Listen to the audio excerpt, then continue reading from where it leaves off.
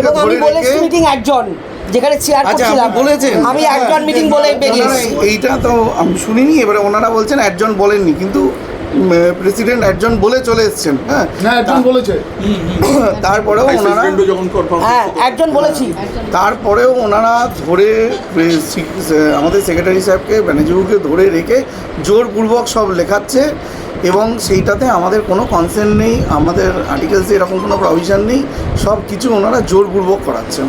এবং আমরা গেছি, আমাদেরকে তেড়ে মারতে যাওয়া, আপনারা নন মেম্বার, যা ইচ্ছে তাই বলছে। ওর 5টা প্রপার্টি আছে, সিনেমা হাউস, বড় বড় আজকে ও সঙ্গম কল্যাণীর মতো এরকম একটা মানে গুরুত্বপূর্ণ এবং ঐতিহ্যপূর্ণ হল আজকে এই মানুষটার রয়েছে, মাল্টিপ্লেক্স বিনা সিনেমা কলকাতা, জ্যোতি এবং চন্দ্রনগর, হ্যাঁ, এবং আমাদের এক্সিবিটার সেকশনের চেয়ারম্যান কোনেখালি। ওনারা পুরোপুরি ডিনাই করছেন যে আমরা মেম্বার, বলছে যে আপনারা মেম্বার নয়, আপনারা কেন এখানে কথা বলছেন। হ্যাঁ, কিন্তু ওনারা ভালো করে জানেন যে আমরা মেম্বার। আমরা তারপরে তো সদদীপ বললো যে তোমাদের সব বার করে দেওয়া হয়েছে, তোমরা এখন চেয়ার থেকে নিয়ে সরে যাও।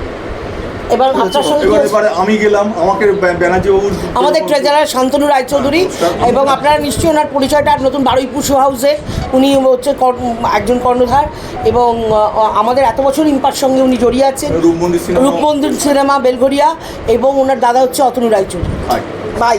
না না, যাই হোক, ওটা কোনো পরিচয় না।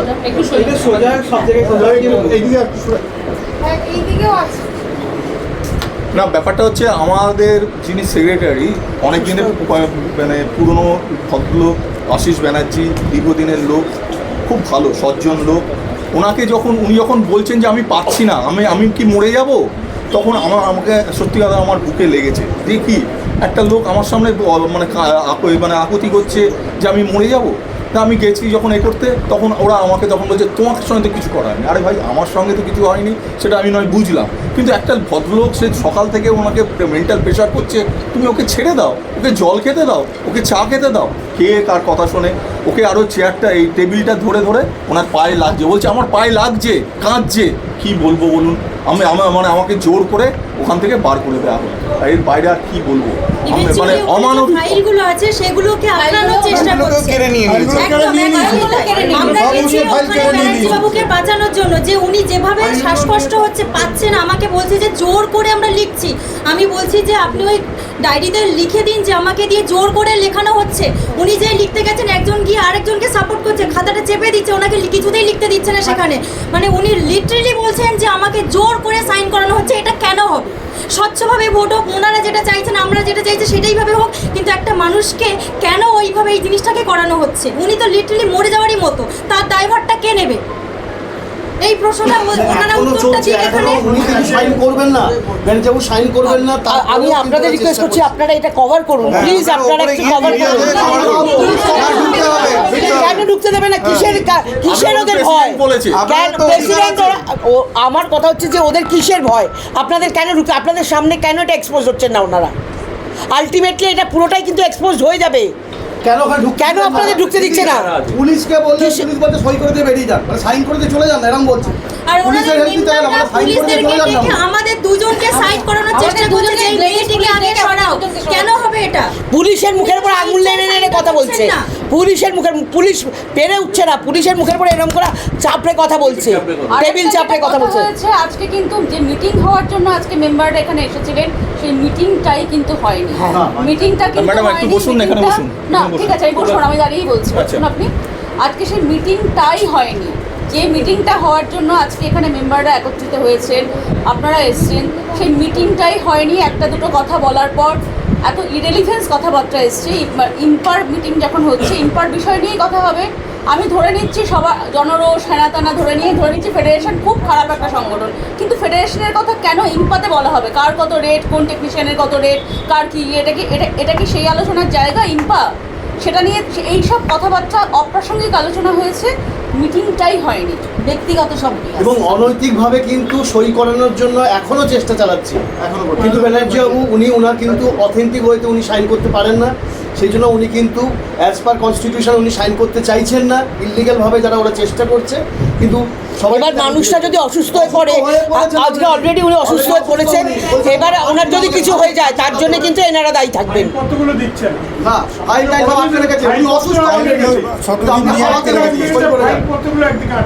পিয়াদি যেটা ওনারা বলছেন এরকম অনৈতিকভাবে যে ভোট করিয়ে নেওয়া বা ওনারা দায়িত্ব নেবেন, ওনারা যদি এই দায়িত্ব, ওনারা তো বলছেন যে আমরা দায়িত্ব নিচ্ছি, সেক্ষেত্রে তোমাকে সরিয়ে দেওয়া যে জিনিস। দেখুন, কেউ যদি ইল্লিগাল কথাবার্তা বলে আমার কিছু বলার না, নেই। আমি একটু কথা বলছি, শুনুন। আপনাদের যেতে হবে 2025-এর সেপ্টেম্বর মাসে।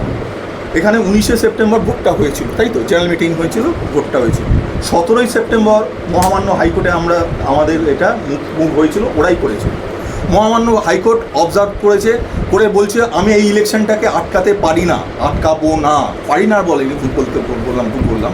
এই ইলেকশনটাকে আমি আটকাবো না, এই ইলেকশনটা যেমন চলছে চলবে। 2027 সালের সেপ্টেম্বর মাসে যে ইলেকশনটা হবে, আমি চাইছি ফ্রেশ এবং মানে সুন্দরভাবে যে মানে মেম্বারশিপ নিয়ে ইলেকশনটা হবে।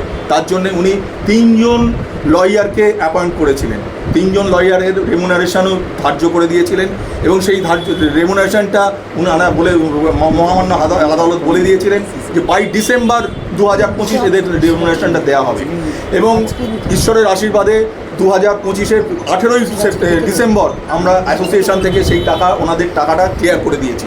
3 জন লয়ারকে টাকাটা দিয়ে দিয়েছি। এখন 3 জন লয়ার ওইটা যে কিভাবে যে জমা করেছে সেটা আমি জানি না, মানে কারণ আমরা মানে মধ্যখানে SIR-এর জন্য অনেক দিন ব্যস্ত ছিলাম এবং তারপরে ইলেকশনও এসছে, আমরা মুভ করতে পারিনি। আমাদের সবে আমরা আলোচনা করছি যে আমরা এই ব্যাপারটা মুভ করব, ঠিক সেই সময় মানে ইলেকশনটা এসে গেছে, ইলেকশনটা পরে করব। তারপরে ওনারা হঠাৎ এসে এই রকম ধরনের ব্যাপার করছেন, যেটা আমার মনে হচ্ছে চূড়ান্ত অনৈতিক। এরকম কাজ কোনোদিন পাড়ার ক্লাবে তো হয়নি। সেই কাজটা আজকে ইস্টার্ন ইন্ডিয়া মোশন পিকচার অ্যাসোসিয়েশনে 1938 সালে স্থাপিত। গতকাল আমাদের ফাউন্ডেশন ডে ছিল, দুঃখের বিষয় আমরা সেই ফাউন্ডেশন ডেটা আমরা অবজার্ভ করতে পারিনি, আমাদের দুঃখ আছে। কিন্তু তা সত্ত্বেও বুকে পাথর বেঁধে আমরা এই আজকের মিটিংটা করেছি। কিন্তু করতে গিয়ে দেখলাম যে এই কি ধরনের ব্যাপার স্যাপার হচ্ছে, এটা কি? ওরা বললে আমরা ছেড়ে দেবো, আমরা ছেড়ে দিতে বা করবো, কিন্তু একটা তো প্রসেস থাকবে, তো প্রসেস থাকবে।